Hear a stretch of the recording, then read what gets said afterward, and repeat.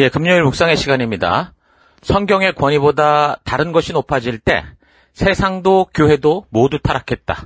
성경의 권위보다 다른 것이 높아질 때 세상도 교회도 모두 타락했다. 자, 이런 제목으로 또 이번 주간 마지막 묵상 나누겠습니다.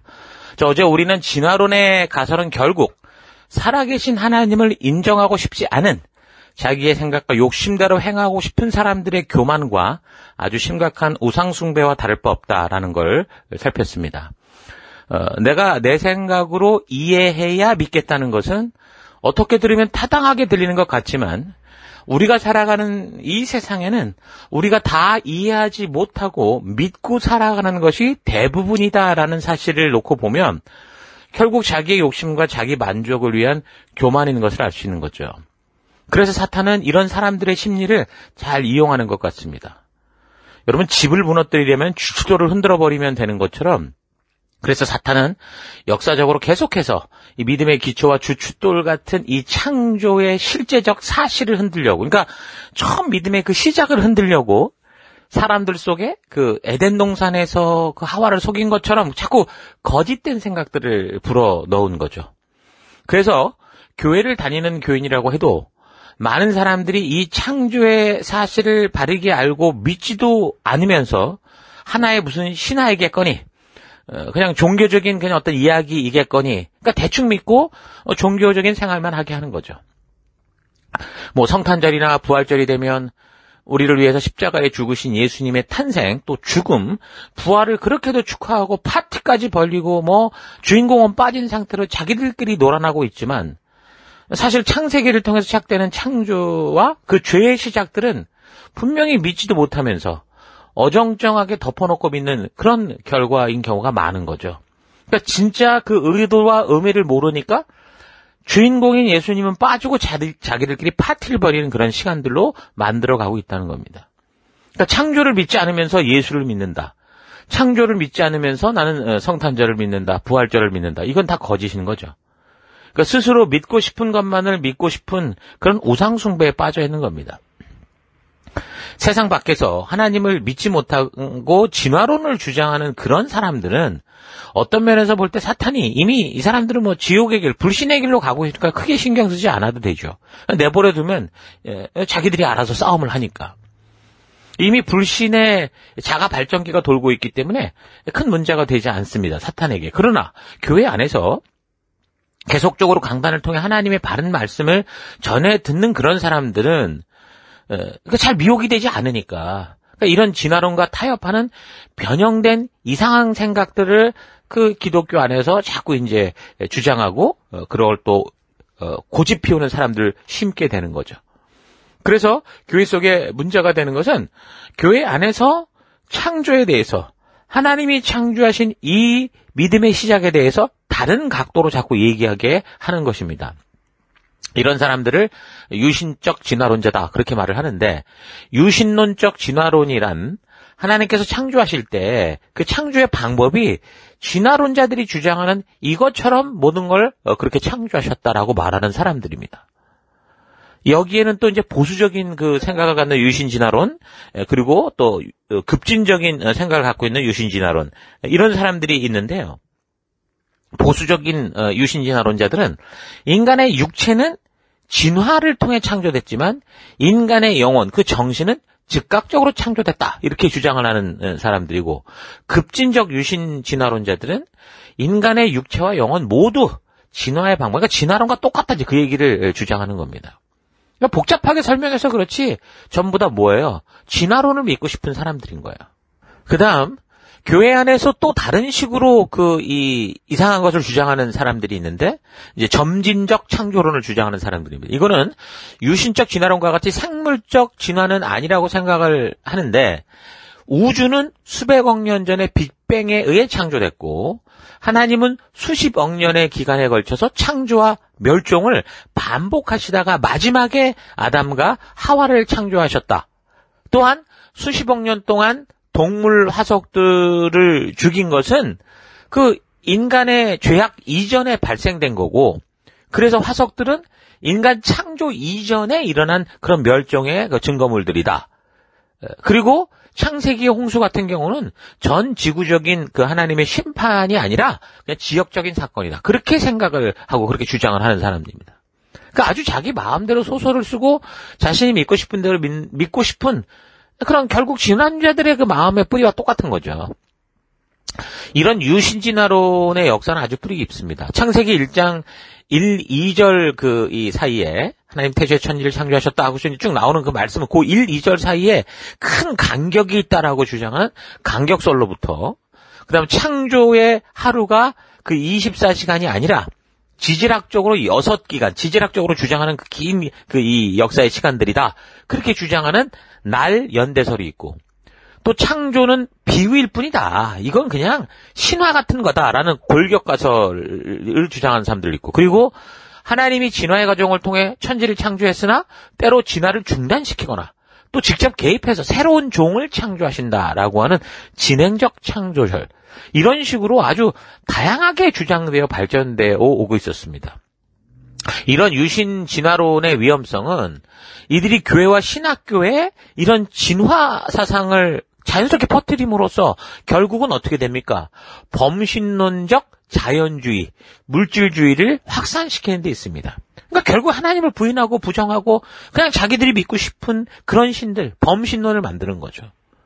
그러면 교회가 어떻게 됩니까? 그런 걸 받아들일 때 결국 기복주의에 빠지고 만몬주의에 빠져서 세상에서 우상을 추구하는 자들이 요구하는 것들을 교회 안에서 똑같이 찾는 거예요. 뭐 세상에서 찾으나 뭐 불교에서 찾으나 이슬람에서 찾으나 뭐 힌두교에서 찾으나 또 똑같은 건데 나는 기독교에 찾겠다. 이런 식의 일이 생기는 거죠. 그러면서 특히 신비주의 같은 데 빠져서 이게 신앙이 아니라 일반 다른 미신부터 시작해서 모든 종교 가운데 그런 신비한 일들을 추구하는 그런 일에 쉽게 넘어지게 되는 거죠.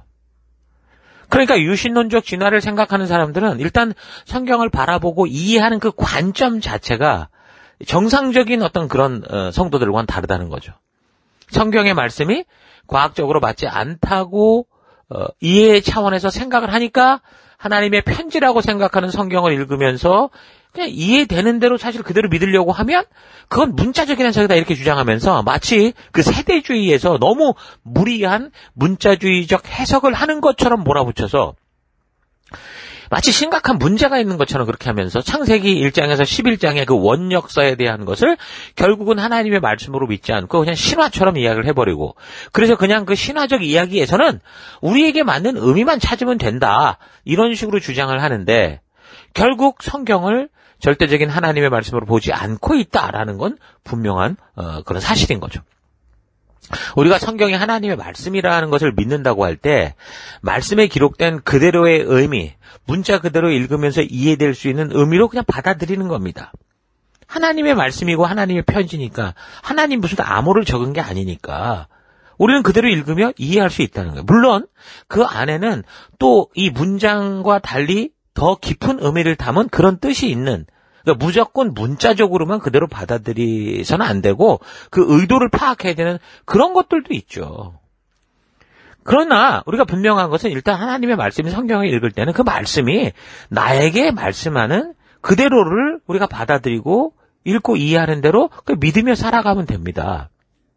그게 순종의 삶인 거죠.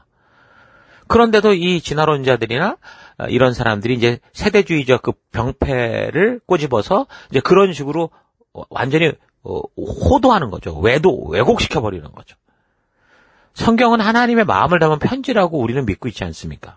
그런데 그 편지를 보낼 때 그냥 읽어서 이해가 되지 않는 심오한 철학과 뭐 다른 뜻이 있다면 그런 편지를 누가 읽고 바르게 이해할 수 있겠습니까? 하나님의 말씀인 성경은 기본적으로 읽고 들어서 이해할 수 있도록 그렇게 말씀하신 것이기 때문에 우리는 성경을 문자적으로 읽고 그 의미를 이해할 수 있는 거고 그래서 이해한 것처럼 믿음을 가지고 살아가게 되는 겁니다. 성경 해석과 관련해서 그리스도인이 1차적으로 취해야 될 원리는 일단 문자적인 해석이겠죠. 성경은 하나님께서 영감으로 기록하시고 섭리로 보존하신 하나님의 말씀이고 그 영감으로 기록된 이 말씀은 하나님께서 모세에게 너는 이 말들을 기록해라. 내가 이 말들이 의미하는 그대로 너와 이스라엘과 더불어 언약을 맺었노라. 그렇게 말씀하신 것처럼 그 말씀들이 의미하는 그대로 문자적으로 해석하고 하나님께서 어느 시대에 누구에게 말씀하셨는가를 이제 진리의 말씀을 올바로 나누어서 해석하는 게 성경을 바르게 해석하는 1차적인 자세라는 거죠. 그런데 다른 논리를 들이대면서 자꾸 다른 의도를 가지고 성경을 해석하려는 것은 결국 성경의 권위를 떨어뜨려서 하나님의 말씀이 아니라 그냥 인간들이 좋은 의미를 찾고 종교적으로 선하게 살아가기 위한 것이다 라는 식으로 하나님의 말씀에 대한 신뢰를 앗아가려고 하는 수작일 뿐이죠. 이번에 창조에 관련해서 화석에 관한 주제를 나누면서 뼈가 들려준 이야기라는 그런 책을 제가 읽어봤습니다.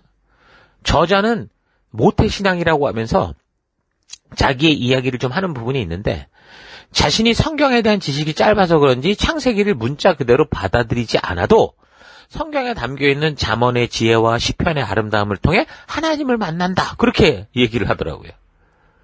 비록 자신이 진화 생물학을 사랑하지만 주 하나님 지으신 모든 세계를 찬송을 부를 때 여전히 마음이 찡하고 이 세상에 자기를 보내신 하나님의 은혜에 감사드린다. 그렇게 얘기를 해요? 맞습니다. 모태 신앙으로 태어나 축복을 얻었지만 성경을 통해 진실한 하나님의 마음을 만난 적이 없기 때문에 그냥 성경은 교양과 종교적으로 자신의 마음을 편안하게 하고 찡하게 하는 그런 정도로만 이 사람은 생각을 하고 이상한 이야기를 적는 거죠. 그래서 하나님을 믿음의 대상이 아니라 그냥 이해의 대상으로 그렇게 보고 그렇게 얘기하는 것을 볼 수 있었습니다. 안타까운 일이죠. 성경을 어떻게 해석하느냐도 중요하지만 이 성경이 진정 하나님의 말씀인가를 믿는 믿음이 먼저라는 거, 이건 확실한 거죠. 분명한 것은 교회 안에서 유신진화론의 주장이 결국 하나님을 믿는 믿음보다 내 자신의 수긍할 수 있는 이해의 바탕을 먼저 두겠다고 하는 본질상 진화론과 다를 바 없는 주장들입니다. 믿는다고 이해가 필요하지 않다는 게 아니라 이해보다 믿음이 먼저 될 때 하나님께로부터 진리의 성령 하나님을 통해 오는 다른 하나님의 마음을 만날 수 있게 된다는 겁니다.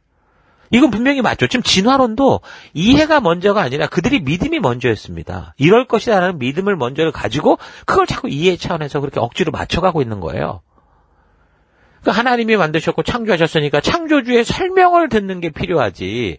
하나님의 창조의 그 조그만 부분도 절대 이해할 수 없는 인간의 그 연약한 부분에서 온 우주 만물을 창조하신 하나님의 그 창조의 경륜과 그 뜻을 어떻게 먼저 이해하고 그리고 나서 하나님을 믿을 수 있겠습니까? 불가능이죠. 그러니까 유신 진화론의 역사는 단지 지금 이 시대의 문제가 아니라 과학이 발달해서 문제가 아니라 이미 오랜 역사를 거쳐 계속 교회 안에서 마치 트로이의 목마처럼 성도들로 하여금 성경을 불신하게 하고 믿는다고 하면서도 단지 종교적인 생활만 하게 하는 세속적 진화론자들보다 더 위험한, 심하게 말하면 예수 우상 숭배자의 모습으로 살게 하는 위험한 사탄의 덫이었습니다. 중세 말에 가톨릭 교회가 주도하던 그 시대가 완전히 타락했을 때 유럽에서는 두 가지 변화가 일어나죠. 하나는 교회 안에서의 각성이 일어났고 다른 하나는 교회 밖에서의 각 변화였습니다. 그러니까 교회 안에서 성경으로 돌아가려고 했던 몸부림의 결과는 종교개혁으로 바르게 나타났고 조금 더 시간이 흘러간 시기에 교회 밖에서 일어난 이런 하나님을 거부하는 변화 운동은 계몽주의라는 것으로 이게 이어졌는데 계몽주의의 가장 중요한 핵심은 이성에 대한 신뢰입니다. 그러니까 계몽주의는 실제적인 도덕을 지향하였으며 형이상학보다 상식, 경험, 과학, 그러니까 이해, 그러니까 권위주의보다 개인의 자유, 특권보다 평등한 권리, 교육 등을 지향했습니다. 이건 어떻게 보면 굉장히 성경적 가치에 대한 건데 이 계몽주의가 1760년경 이후에 강력하게 대두가 되는데 근데 계몽주의 사상가들은 인간은 이성으로 적법성을 판단할 수 있으며 이성은 권위의 요소이자 권위의 판단하는 기준이다. 이제 그렇게 얘기를 하면서 그 원이나 그 뿌리, 왜 그런 얘기를 했냐면 그동안 그들이 당해왔던 이 카톨릭 중세 시대로부터의 어떤 반항 같은 그런 반발심 같은 그런 식으로 방향이 틀어져 버린 거죠. 그러나 그 뿌리에는 유럽의 중세 시대를 지배하던 전제군주와 로마 카톨릭 교회 신학의 족쇄로부터 결국에는 인간의 이성을 해방시키는 거. 워낙 이 신앙을 가지고 사람들을 휘어잡고 지금 마음대로 하는 그런 세대가 1000년이 지나갔으니까 징그럽죠.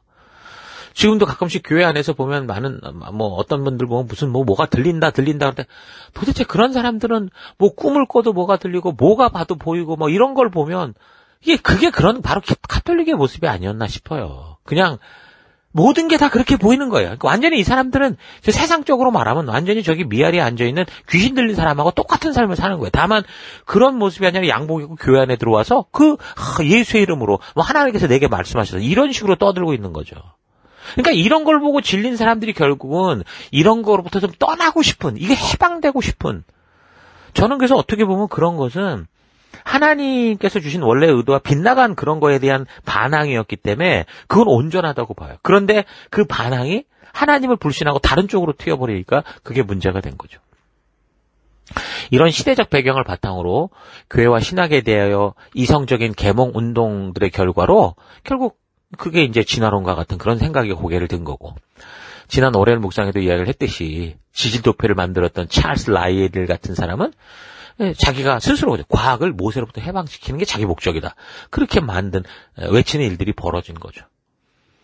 지구상에 존재하지도 않고 허술하기 짝이 없는 이 지질 시대표는 1872년에 시작해서 지금 21세기에 들어서도 여전히 진화론자들의 생각을 오랜 지구라는 세계관에 붙잡혀 벗어나지 못하게 하고 있습니다.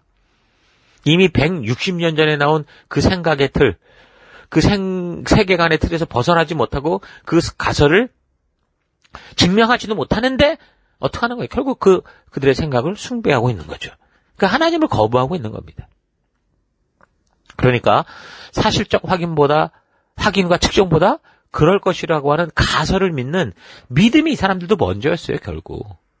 왜 그런 부정적인 믿음을 가졌을까라는 건 중세시대의 그런 영향력이 아니었을까. 이제 그렇게 얘기를 하는 거고요. 그러니까 지구상에 존재하지도 않으며 과학자가 한 번도 관찰한 적이 없는 그런 지질시대표는 유럽으로부터 이제 보편화된 거죠. 그러면서 다른 나라에도 알려지게 되면서 결국 이제 각 세계의 교과서에 이제 실리는 그런 엄청난 결과를 이제 만들게 된 겁니다. 서양에서 수십억 년의 지구 나이를 보여주는 지질시대가 보편화되고 학교에서도 이를 가르치기 시작했을 때 누가 가장 곤란하고 당황했을까요? 당연히 교회죠.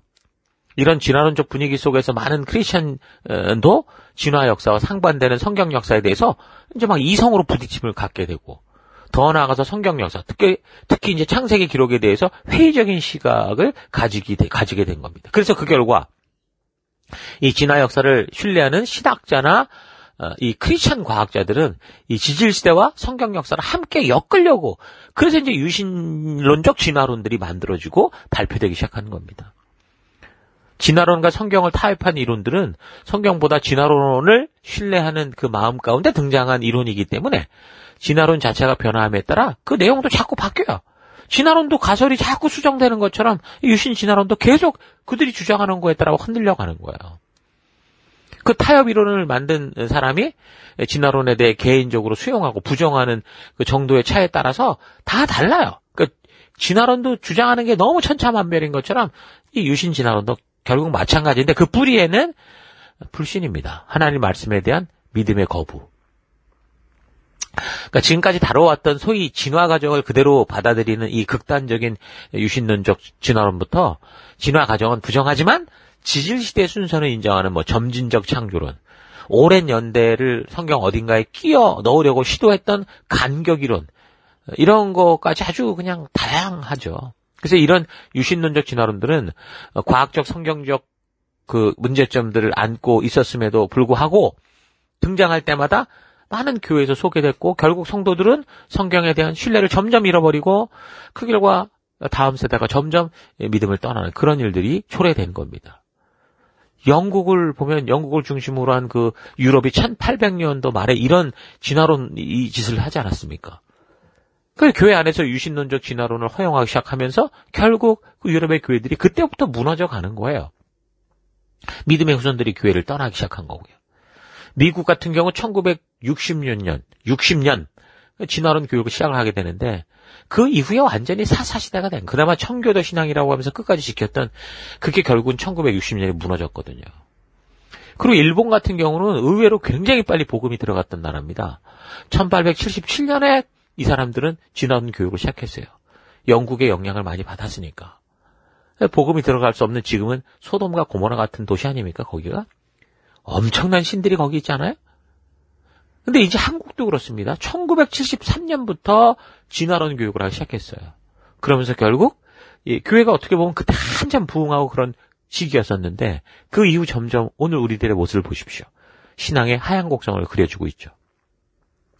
그러니까 교회 밖에 있는 적보다 교회 안에 있는 거짓 선지자들이 더 위험하다라는 사실을 잊지 마십시오. 그래서 사도 바울이든 베드로든 그 사도들이 정말 이런 것들을 얼마나 많이 경계했습니까? 성경과 역사와 과학의 바탕을 둔 그런 우리 바른 신앙관을 좀 우리가 가지고 성경을 통해서 하나님의 진심을 만나는 그런 거듭남이 있는 여러분과 제가 되어갔으면 좋겠습니다. 자, 오늘 하루 나 또한 교회 안에 있으면서도 나도 모르는 사이에 유신론적 진화론자들과 같이 자신의 이해를 바탕으로 성경이 믿어지지 않는 것으로 인해서 이 하나님의 말씀이 성경을 자꾸 부인하고 의심하며 그렇게 살아오고 있지는 않았는가 되돌아봤으면 좋겠습니다. 성경은 역사 속에서 수없이 사장될 뻔한 고비를 넘기며 결국 오직 성경으로라는 바른 영적인 질서를 찾을 수 있는 모습으로 우리에게 다가왔습니다. 과거 중세시대 성경보다 교회가 더 높은 권위를 가질 때 결국 지금의 카톨릭과 같이 교황이 하나님이 되는 이런 끔찍한 결과를 보게 된 것인데 하나님은 종교개혁을 통해서 성경을 그 어떤 것보다 위에 있게 하셔서 하나님의 진실한 뜻이 그를 믿는 백성들의 가슴에 심어질 수 있도록 하는 바른 영적인 이 역사의 질서를 잡아주신 거죠. 그래서 성경을 처음부터 끝까지 바르게 살펴 읽으며 하나님의 인격적인 그 깊은 마음을 우리가 이런 의도를 거듭나지 못하면 그래서 성경과 역사와 과학을 바르게 알아서 온전한 믿음에 서지 못하면 하나님은 그저 어떤 전능한 힘을 가진 여러 신들 중에 하나의 신이 되어서 교회당에 모여있지만 미신과 우상을 섬기는 바 다를 바 없는 자기의 그냥 그 수호신 같은 그런 우상 종교가 되고 마는 겁니다.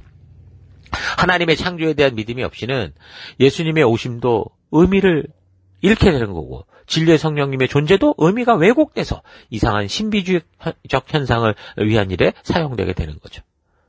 우리의 믿음은 다른 그 어떤 것이 아니라 바로 창조로부터 시작해야 하는 겁니다.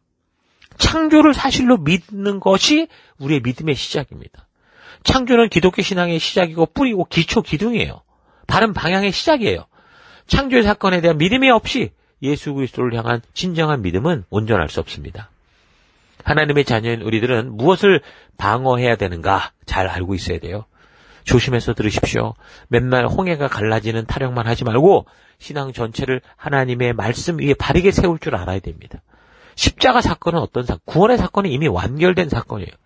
그 사건이 가슴 깊은 곳에 우리 가슴에 자리 잡고 감사하며 그래서 겸손하게 하나님 우리를 구원하신 그 뜻을 따라 그 말씀대로 살아가야 되는 겁니다. 하나님이 원하는 건 우리가 맨날 그 십자가 이야기하면서 죄책감에 우는 게 아닙니다. 이제 하나님의 자녀를 회복이 되었기에 맨날 교회당에 주저앉아서 감정의 눈물만 흘리고 감사하다고만 하는 게 아니라 보냄을 받은 땅에서 주의 군사로 하나님의 백성답게 살아가기를 원하시는 거예요. 이 열방 가운데 나아가기를 원하시는 거예요. 하나님의 백성답게 그래서 광야로 들어가는 우리가 되어야 되는 거예요. 가나안 보냄을 받은 땅으로 나아가십시다. 여러분이 처한 바로 그 장소, 여러분의 가정, 직장, 사업, 학교, 모든 관계 바로 그곳에서 보냄을 받은 백성답게 살아가십시오. 창조의 믿음을 가지고 우리를 창조하시고 복주시는 하나님의 그 말씀의 원칙과 그 가치를 따라 여러분이 속한 바로 그곳에서 하나님의 말씀의 원칙대로 살아내는 여러분 될 수 있기를 주의 이름으로 축원합니다. 오늘 하루도 힘내십시오. 잠시 기도하겠습니다. 하나님께서는 역사 속에서 사장되고 없어질 뻔한 이 하나님의 말씀을 최초의 기록 시기로부터 4,000년이 지난 지금까지 우리에게 1.1획도 변함없이 전해주셨는데 그래서 우리는 이 말씀의 기초 위에 믿음의 터를 세우고 믿음의 삶을 살아야 하는데 이 부족하고 미미한 인간의 지식과 이해 속에 하나님을 가두려 하고 하나님의 진심을 자기들 생각대로 가감하며 왜곡되이 해석하며 그렇게 살아온 것을 회개합니다. 하나님 아무리 강한 성이라고 해도 안에서 문을 열면 아무 의미가 없듯이 교회 안에서 고개를 들고 세상이 들어오도록 문을 열고 있는 유신 진화론자들의 존재를 바르게 알아서 하나님의 말씀 외에 다른 것이 교회와 성도를 주도하지 못하도록 하는 일에 최선을 다하는 우리가 되길 원합니다. 창조주 하나님을 믿는 믿음에 굳게 서서 우리 각자가 보냄을 받은 그곳에서 우리 창조주 하나님, 구원자 예수님, 치료자 되시고 인도자 되시는 우리 성령님의 살아계심을 삶으로 보여주는 빛과 소금 된 삶 살아가는 우리가 되길 원합니다. 성경의 권위보다 다른 것이 높아질 때, 성경을 통해 하나님 주시는 그 사명보다 다른 게 먼저 될 때, 그 교회와 그 사회는 무너진다는 거 잊지 않고, 오늘 우리 삶 더 곳곳에서 주님 보내신 그 사명과 목적을 따라 살아가는 우리가 되기를 간절히 바라옵고 예수님 이름으로 기도했습니다. 아멘.